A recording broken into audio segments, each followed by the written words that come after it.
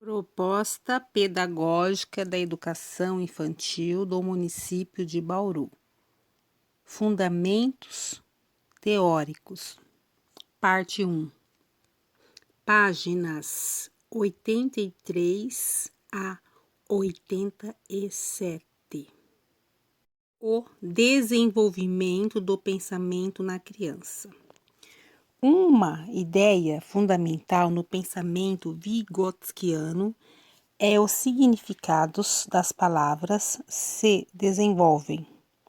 Quando a criança aprende uma palavra, o processo de apropriação do seu significado não está terminado, mas apenas começando. Isso equivale a dizer que as ideias que a criança elabora sobre o mundo se desenvolvem. Não só as ideias infantis se desenvolvem, mas seu movimento vai se tornando cada vez mais complexo, com o desenvolvimento das funções psíquicas superiores. A criança vai tomando consciência dessas ideias e assumindo o controle voluntário sobre o movimento de seu pensamento.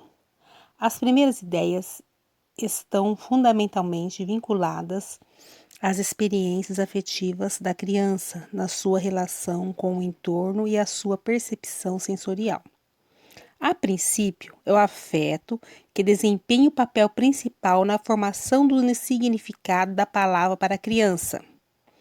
Assim, tomando a palavra cachorro como exemplo, temos que ela pode significar algo assustador para a criança, caso ela já tenha sido mordida por esse animal, ou algo agradável, caso sua família tenha um cachorro com o qual brinca e se diverte. Por exemplo, a palavra cachorro possui um sentido afetivo e nesse consiste a essência da palavra. Lúria, 1987, página 52.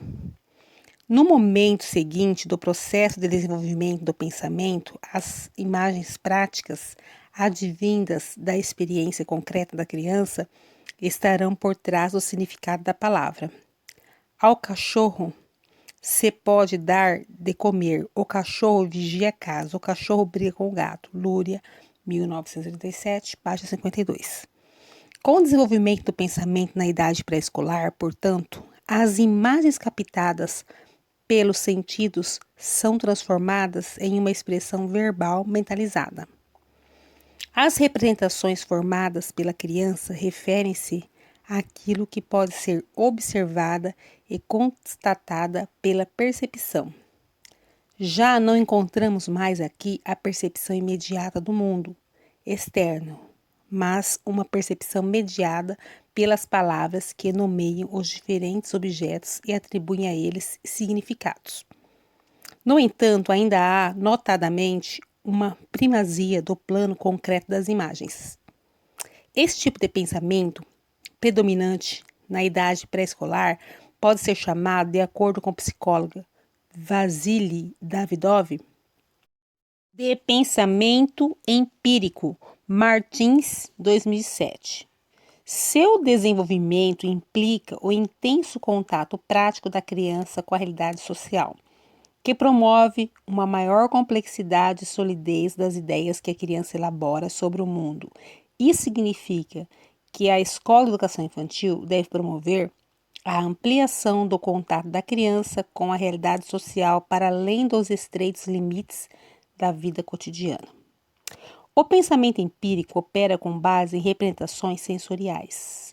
Diferentemente dele, teremos posteriormente o desenvolvimento do pensamento teórico, que opera por meio de conceitos. O pensamento da criança na primeira infância e idade pré-escolar ainda não opera como conceitos, o que só será plenamente possível na adolescência.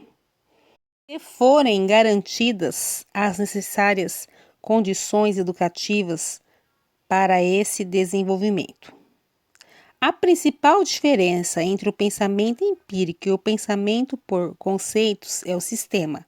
Quando o significado da palavra passa a estar inserido em um sistema de categorias hierarquicamente subordinadas, estamos falando apropriadamente de pensamento conceitual. Assim, para o estudante em idade escolar, o cachorro é um animal que se inclui em uma hierarquia de conceitos subordinados entre si. Podemos observar como se dá esse desenvolvimento na figura esquema da composição dos campos semânticos na ontogênese, elaborada por Luria, 1987, página 53, e reproduzida abaixo, retratando a estrutura do significado da palavra cachorro na idade pré-escolar e na idade escolar. Com o desenvolvimento do sistema conceitual de caráter abstrato, torna-se possível ao sujeito realizar operações de dedução e interferência sem que a experiência direta se faz necessária. Embora o sistema de conceitos seja uma conquista de um momento posterior ao desenvolvimento da criança, as bases para a sua formação são construídas já na educação infantil. Os conceitos práticos que marcam a idade pré-escolar não desaparecem, mas tornam-se subordinados aos conceitos teóricos gerais. Isso significa que o trabalho anterior do pensamento não se perde. Ao contrário, os conceitos mais simples são incorporados aos mais complexos. O pensamento não recomeça do zero a cada novo estágio do desenvolvimento, mas recria o significado e a partir do que já está formado, complexificando sua estrutura psíquica. Ao aprender o conceito animal, esse incorpora o conceito cachorro anteriormente formado pela criança. O primeiro supera por incorporação o segundo. Essa teorização nos provoca reflexões sobre os significados da cultura que devemos trabalhar com as crianças. A criança pequena ainda não opera cognitivamente com conceitos propriamente ditos, mas com noções. Isso significa que não há espaço na educação infantil para trabalharmos com conceitos científicos? O professor deve centrar seu trabalho exclusivamente em conceitos práticos cotidianos espontâneos? Não se trata de transmitir à criança pré-escolar conceitos vinculados exclusivamente a seu cotidiano, adiando o trabalho com conhecimento científico para a idade escolar. Pasqualini, 2010, página 27. É fundamental que o professor insira nas atividades pedagógicas o conhecimento científico, enriquecendo a experiência pessoal da criança, introduzindo em suas vivências cotidianas na escola o conhecimento científico, possibilitando assim a formação de conceitos práticos espontâneos, ricos em conteúdo. Mesmo porque as noções formadas na educação infantil atuarão como mediadores na apropriação dos conceitos científicos na sequência da escolarização da criança. Mesmo que as atividades organizadas da educação infantil devam levar em consideração que os vínculos da criança com a realidade se organizam predominantemente a partir dos conceitos espontâneos, as ações sistematizadas pelo professor no processo de ensino, considerando o vir a ser da criança, podem orientar-se para o desafio de a criança se apropriar dos conceitos científicos. Arantes, 2011, página 232, grifo nosso. Medida em que compreende que o sistema de generalizações muda ao longo do desenvolvimento da criança, o professor pode planejar ações pedagógicas voltadas à complexificação dos significados. Quando a criança pequenina aprende a nomear a lua, o elemento primordial do significado dessa palavra está provavelmente vinculado a ser esse objeto um foco de luz visível em ambientes escuros, assim como abajures, lanternas, lustres e outros focos de luz.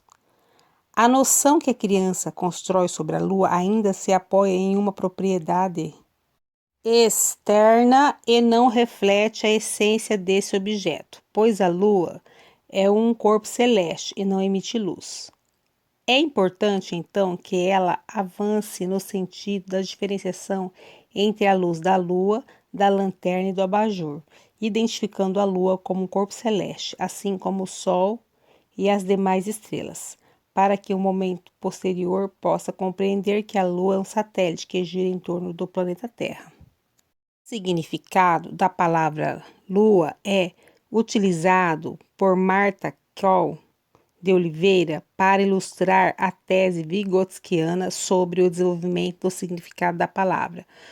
No livro Vygotsky, Aprendizado e Desenvolvimento, um processo sócio-histórico, publicado pela editora Scipione em 1997. Temos aqui um desenvolvimento em espiral. Aparentemente, voltamos a trabalhar com a criança o mesmo conteúdo. Mas já não se trata mais do mesmo conteúdo, pois o significado se enriquece e se complexifica, apoiando-se em novos mecanismos de generalização. Essa espiral avança na direção da formação do conceito.